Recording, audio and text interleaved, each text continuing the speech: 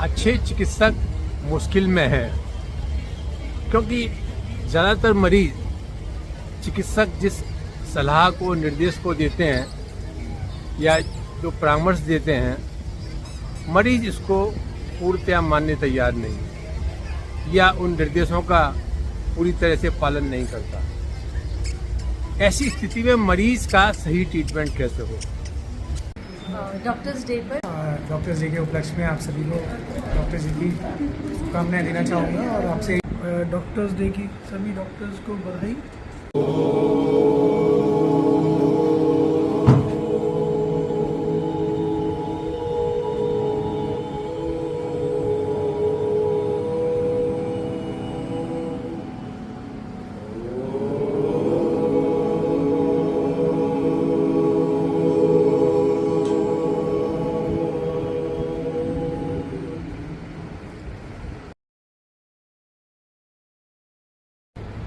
मैं इस doctors day पर ये कहना चाहूँगी सबसे पहले डॉक्टर्स के बारे में कि डॉक्टर समाज का सबसे बड़ा सेवक होता है।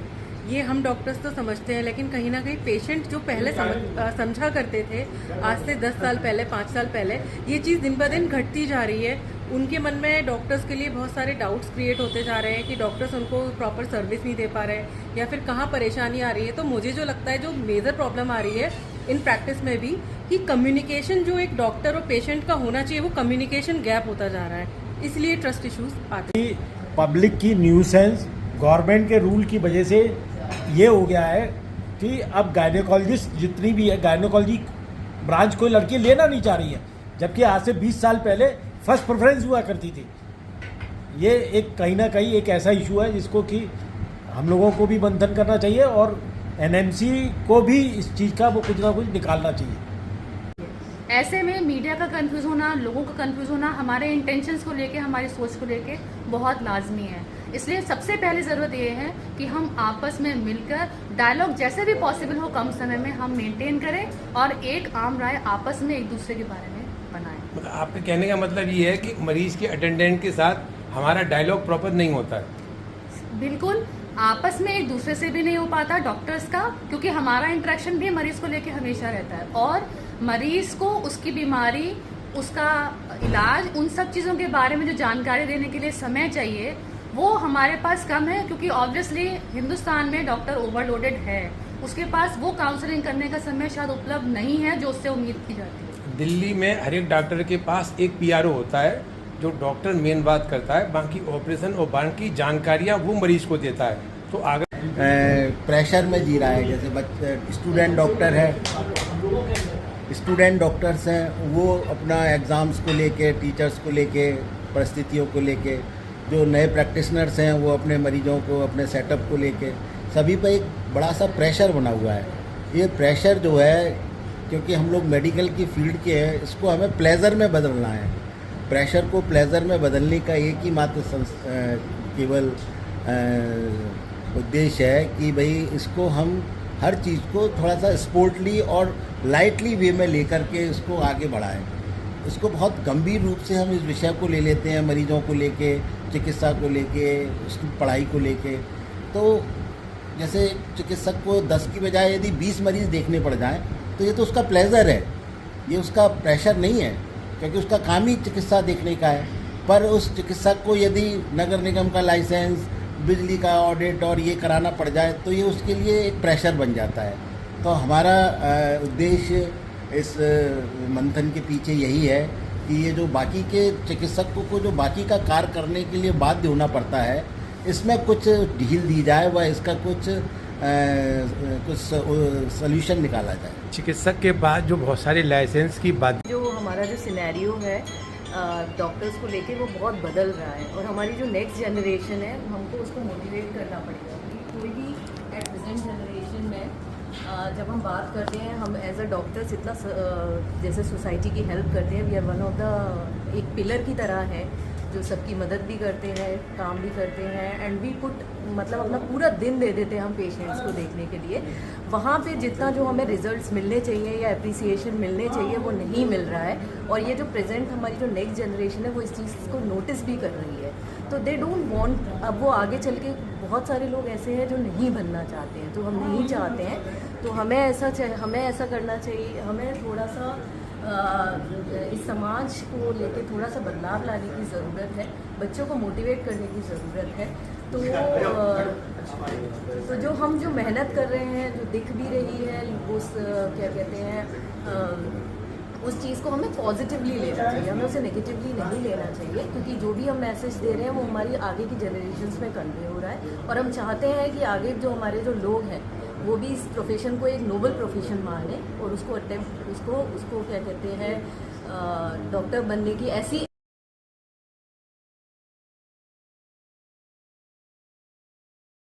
है कि डॉक्टर ईश्वर का प्रतिरूप होता है। जो देवताओं में भगवान धन्वंतरी की गरिमा है, वही समाज में आज के समय में तमाम चैलेंजेस होने के बावजूद डॉक्टर की गरिमा में उत्थान हो रहा है। टेक्नोलॉजी अपग्रेडेशन हो रहा है, मरीजों की मानसिकता में भी सुधार हो रहा है, बीमारियां असाध्य हो रही हैं। इस तरह से डॉक्टर्स का सिनेरियो चैलेंजिंग है।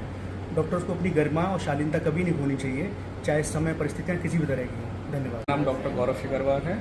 चिकित्सा दिवस की हार्दिक शुभकामनाएं। चिकित्सा दिवस कहते हैं होली और दिवाली की तरह ही मनाना चाहिए। पेशेंट का कम्युनिकेशन बहुत अच्छा हो। जिस प्रकार पहले जो पेशेंट डॉक्टर को भगवान समझते थे, अगर हम कम्युनिकेशन अच्छा रखेंगे, एक संवाद रखेंगे, तो आज भी मरीज जो है डॉक्टर को भगवान ही समझेगा। मैं डॉक्टर निखिल शर्मा। सर्वप्रथम तो सभी को चिकित्सा दिवस डॉक्टर्स डे की हार्दिक शुभकामनाएं। डॉक्टर्स डे कोई भी दिवस क्यों मनाया जाता है? किसी इम्पोर्टेंस को शो करने के लिए, किसी इम्पोर्टेंस को सिग्निफाई करने के लिए डॉक्टर्स डे बना रहे हैं। यानी कि डॉक्टर्स को कहीं ना कहीं समाज के लिए इम्पोर्टेंट हैं, और यही विषय है कि समाज डॉक्टर की इम्पोर्टेंस भूलता जा रहा है। समाज में डॉक्टर और मरीजों के बीच में जो एक सम्मान की भावना थी वो कम होती जा रही है।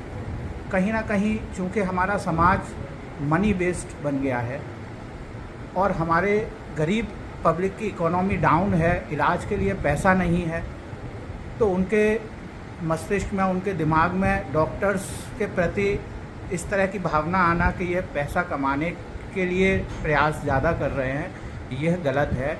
इसको पाटना पड़ेगा, और ये समाज का ही काम है कि इसको पाटना पड़ेगा। समाज को चाहिए कि हमें एक अफोर्डेबल ट्रीटमेंट भी चाहिए और क्वालिटी ट्रीटमेंट भी चाहिए। क्वालिटी ट्रीटमेंट के लिए खर्चा आता है, डॉक्टर के जेब में पैसा नहीं है क्वालिटी ट्रीटमेंट अपने आप खुद ब खुद खड़ा कर देने के लिए। सरकार को कहीं ना कहीं बीच में आकर इस गैप को पाटना है कि गरीब व्यक्ति भी क्वालिटी ट्रीटमेंट पा सके। डॉक्टर्स को क्वालिटी ट्रीटमेंट देने में सरकार क्या हेल्प कर रही है, ये सरकार को सोचना चाहिए।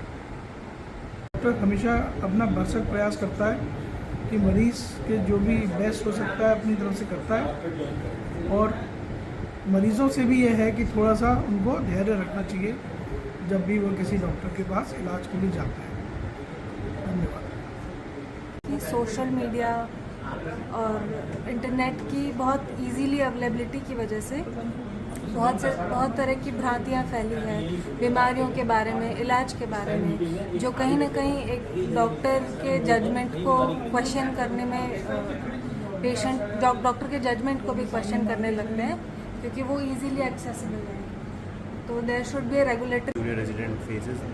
I think the admission and treatment procedure of every patient should be directed by the doctor and residents present there, and not any outside or external agencies that dictate the terms of admission and treatment of the patient. I think referral is an important part of medical. सबसे बड़ी परेशानी sir doctor के जो हम face करते हैं वो मरीज़ों का अविश्वास हो जाता है, कई बार उनके घर वालों का। एज अ साइकेट्री रेजिडेंट बहुत आसानी से हमको देखने मिलता है कि घर परिवार वाले समझ नहीं पाते मरीज़ की बीमारी को। उनको समझाना, उनके मन में जो शक शंकाएं उनको दूर करना, ये एक बहुत बड़ा चैलेंज हम लोग को देखने को मिलता है, क्योंकि बहुत जो अविश्वास की बात है बहुत इजीली है कि आप गलत इन्फॉर्मेशन बहुत आसानी से फैला सकते हैं। सोशल मीडिया इतना इजीली एक्सेसिबल हो गया है, कोई भी केसेस 100% ट्रीट करना ज़रूरी नहीं कि सारे केसेस 100% ट्रीट ही हो, कभी ना कभी कोई केस बिगड़ भी सकता है, कुछ भी चीज़ें हो सकती हैं। पेशेंट जिस लैंग्वेज में समझना चाहता हो, हर पेशेंट का अपना अपना लैंग्वेज होता है, कोई हिंदी में, कोई इंग्लिश में, कोई मिक्स, कोई बिल्कुल हमारे पास गांव का पेशेंट भी आता है। तो हमें इस तरह से उसे टॉक करना चाहिए, उसको समझकर कि हमारी बात को वो अच्छे से समझ सके। डॉक्टर्स डे पे मैं पेशेंट से एक रिक्वेस्ट करना चाहता हूँ कि जब आप हॉस्पिटल आते हैं तो जो डॉक्टर आपको देख रहा है उसको भी एक इंसान के तरीके से देखें, क्योंकि उस पर भी काफ़ी वर्कलोड हो सकता है।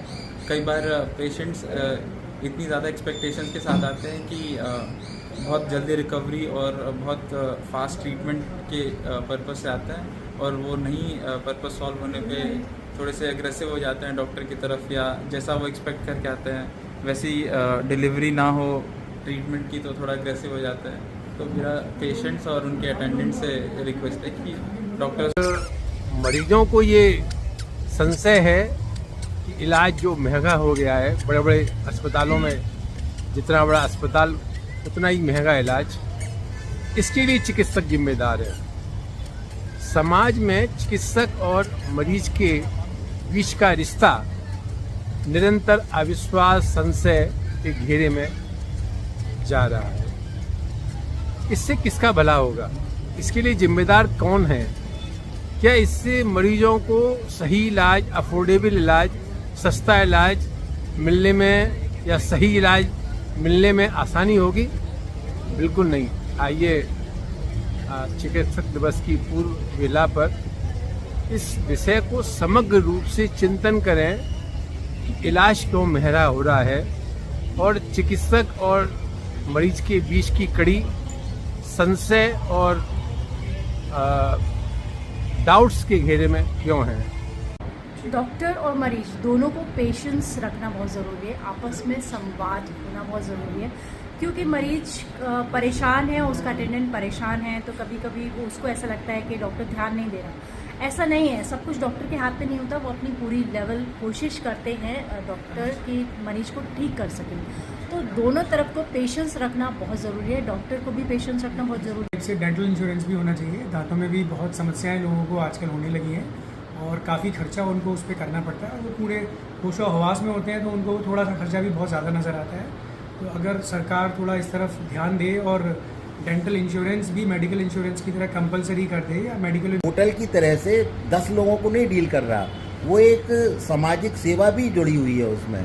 और यदि आज के समय में यदि दो स्वरूप है, एक तो प्राइवेट डॉक्टर और एक सरकारी डॉक्टर। यदि प्राइवेट डॉक्टर्स अपना काम नहीं करें तो सरकार पर इतना प्रेशर पड़ जाएगा कि वो चिकित्सा तंत्र उसका खराब हो जाएगा। तो प्राइवेट डॉक्टर्स को भी इसी तरह से, जैसे सरकारी अस्पतालों में सुविधा दे रखी है, किसी भी सरकारी अस्पताल में फायर की एनओसी के मानक पूरे नहीं हुए हैं, किसी भी सरकारी अस्पताल में प्रॉपरली वेस्ट कंट्रोल मैनेजमेंट नहीं है, फिर भी वो सब चल रहे हैं और उनको कोई सभी तरह की छूट या उनको पूरी तरह से सुविधा दी जा रही है। तो ऐसे ही जो प्राइवेट चिकित्सा संस्था हैं, आप किसी ऐसे होटल में रुकना चाहेंगे जिसमें फायर और सेफ्टी नहीं हो?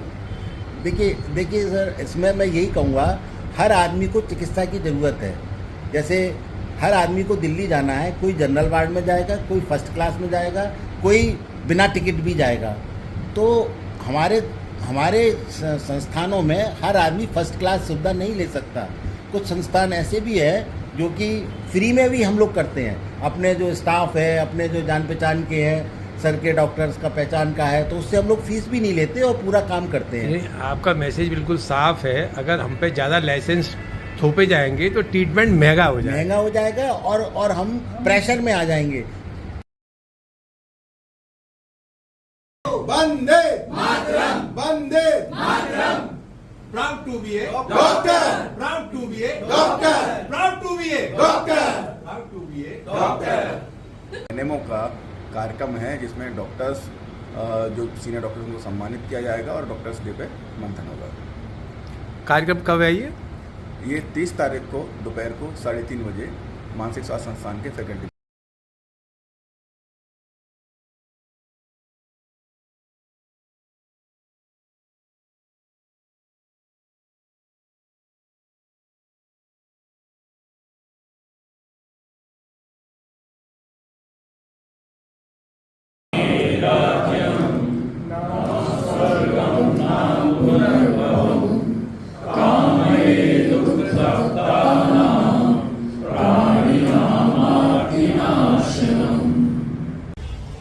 दोपहर 3:30 बजे मानसिक स्वास्थ्य संस्थान जो मदिया कटरा में है, आगरे का सबसे पुराना और प्रसिद्ध जो मेंटल हॉस्पिटल है, उसके एकेडमिक ब्लॉक में कल समाजसेवी